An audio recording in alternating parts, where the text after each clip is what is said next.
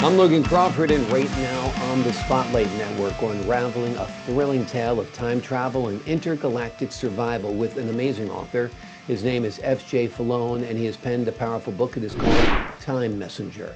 This captivating story intertwines history, science, and a high stakes mission to ensure humanity's survival against an existential and extraterrestrial threat. Join us as we delve into this imaginative journey where every decision shapes the fate of humanity and its future allies, the Tarsi. We're delighted to have this very talented author join us here today on Spotlight. We thank the team at Bookside Press for helping us put him in the spotlight today. And we ask viewers like you to support authors like him by subscribing to our channel and by purchasing his amazing book. The links are below this interview. Jay, great to see you here today on Spotlight. Nice to be here. Thank you for that great introduction. Oh, it's my pleasure. You've done great work on this book. It deserves a great introduction. Very imaginative, very original, very creative. How did you come up with the idea? Um, it just kind of gelled in my head over time. It was going to be two books, and one for time travel and one for gee, I even forget now. But it turned out it worked out. It was better as one book, and I just kind of put it together over the years in my head, and then I sold real estate for most of my money income, and it got slow, so I sat down and wrote it. So. We're glad you did because it's really entertaining. And it's such a unique way you have blended sci-fi with historical figures as well, such as President Truman and Einstein. Tell us a little bit about how they work into the book. President Truman doesn't really have a big role, only that he's kind of in the background. Einstein is, um, well, that gets into towards probably the middle of the book where one of the members makes it back to the present and finds him, and he helps orchestrate the construction of the time machine and in the time travel sequence, which is 65 million years ago, and right now they're tied together for the human survival. So, Oh, it's wonderful to really create a very interesting part of the story. Why did you choose to set it in 2007? because that's when I basically started writing it. So, and I used the things at that time that were happening, and they're still relevant today. It would have been not much different if I started writing it now, but I had to use what was available at the time. So, Exactly, exactly. It's hard to believe that 2007 was so long ago. yeah, it doesn't 18 seem like years it. ago now? Yeah, What? yeah, I still feel like it's the 80s, but yeah. that's just me. Yeah. You could Tell us tell a by little my bit face I've about been the reading. Tarsi. They're kind of interesting. The Tarsi? Yes, they're a race of evolved dinosaurs, highly intelligent, very technologically advanced, and they're our guardians throughout history against um, a race of beings that after the asteroid strike of 65 million years ago, Earth was pretty much empty. They thought they could claim the planet, and the Tarsi needed us for survival as much as we needed them. So they protected the Earth all these years and made sure we eventually evolved. Let's give the folks at home an overview of the story of Time Messenger. Well, it started out with them completing the time travel machine. They were kind of duped into believing that they were constructing this to send back some probes to observe the meteor strike 65 million years ago that was going to um, wipe out most of the life on the planet, the dinosaurs.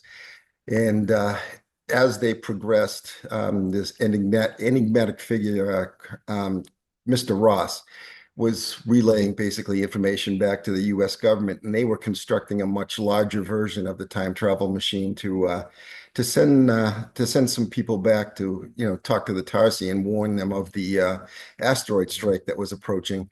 Um, and they became heroes to the Tarsi, and of course they helped them get off the planet. The meteor was too big for them to deflect or do anything else with, so they um, constructed a machine called Time Messenger that was going to send them back in time through Einstein's relativistic equations. They're going to orbit the Earth for many years until they caught up with 2007 and then came back and warned the human race as to what was happening. So, and, Wonderful. It's a great and that's premise. It's a great story.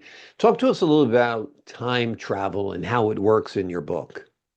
well, um, there's no such thing as time travel, so I had to kind of wing it. Basically, it was a time machine that generated a huge gravity well, and the more power you put in, the farther you could go back. So, after they tested it, they launched a few probes into orbit. They figured out that um, when we see TV, people time travel, they end up in the same place. Well, the Earth's moved since they went back in time. So if they send something back in time, they had to figure out that it ended up in space because the Earth is no longer there. So the people, the people who were constructing the larger version had to make a spacecraft that could survive that, which they knew nothing about. And once they had that working, they took them in a convoy of black SUVs to this secret um, facility inside Area 51.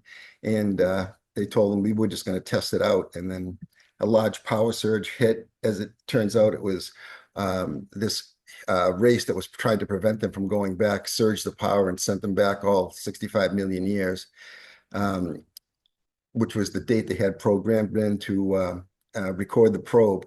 But can't tell you too much more because that Yeah, will. you don't want to spoil the ending of the book or the prime or the central themes either. Yeah. Talk to me a little bit about your vision for this book. Have you visualized it as a movie, perhaps, or a TV series? I really didn't when I first started, but now I'm getting I guess I've talked to a couple of movie producers, and I guess I've got scheduled a few more to interview with. I mean, I think it would make a cool movie. I think it would be very expensive for Yeah. the amount of CGI that would be required, but I think it would make a pretty interesting story. It's pretty much non-violent. There's no swearing. It's written basically for like middle age, or middle grade students, so they can learn something about the potential for time travel, the relativistic equations, E equal MC squared, and all that stuff. As far as I know, I mean, I have a degree in engineering. I did the best I could to make all the calculations correct. So maybe they can try and see if I'm right. Maybe I made a Yeah, mistake, which would be great if the kid figured that out and told me. So, that would be great. Amazing. Now, in your book, there are intergalactic threats. Talk to us about that aspect of the story. well, they don't come into too much play into this book other than they some minor attacks and trying to take the planet. But this is a trilogy, and we go into them more in the second book, which I'll release as soon as I sell more of these books. It sounds good. So you're planning three books in this series. All right, two of them are All three are done. written, or all two are written so far? Two are written. The third one's about half done. Okay. And tell us about the second book a little bit. Where does that pick up and what happens in there? Well, it picks Much as you can without ruining the first. yeah, it picks up with them, really trying to take over. In Earth has a base on Mars, which they're protecting, and um, I really can't go too much into that without giving Without away. spoiling, yeah. Yeah, without a doubt. Is there a message that you hope readers take away from your book? I know you hope that they get more informed about Einstein's theories and the prospect of time travel, but is there any other message you hope they get? Yeah, not a real message, but just trying to generate some interest. I mean, when I grew up, everybody was they were a scientist in their garage. And, I grew up with War of the Worlds, the original one, Day the Earth Stood Still, Lost in Space, Star Trek. And that's what inspired me to get my engineering degree. And I hope that this will inspire maybe some younger kids to get interested in science. So it doesn't seem like they're interested in much more than, doing this, but yeah. Staring at their phones constantly Yeah. or playing it as a controller. Absolutely. Be nice if they're building rocket ships in their garage or at least a go-kart or something like Yeah. that, or maybe their own time travel machine. That would be Yeah, cool, right?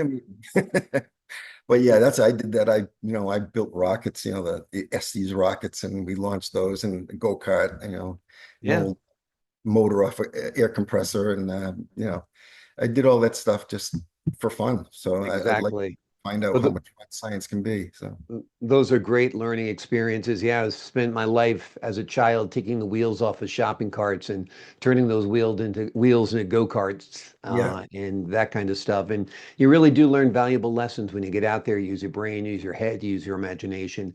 Well, you certainly have used your brain, your head, your imagination in writing this book. It is just terrific. It is called Time Messenger. It is a captivating story that intertwines history, science, and a high-stakes mission to ensure humanity's survival against an extraterrestrial threat. The book is both an imaginative journey and an adventure that you won't soon forget. It's a story where every decision shapes the future and the fate of humanity as well as its allies, the Tarsi. Jay, thank you so much for joining me here today on Spotlight. thank you very much for having me. I appreciate your time, sir, your wit, your wisdom, and your insight. To the folks at home, I'm Logan Crawford, thanking you for your time, this time until next time on Spotlight.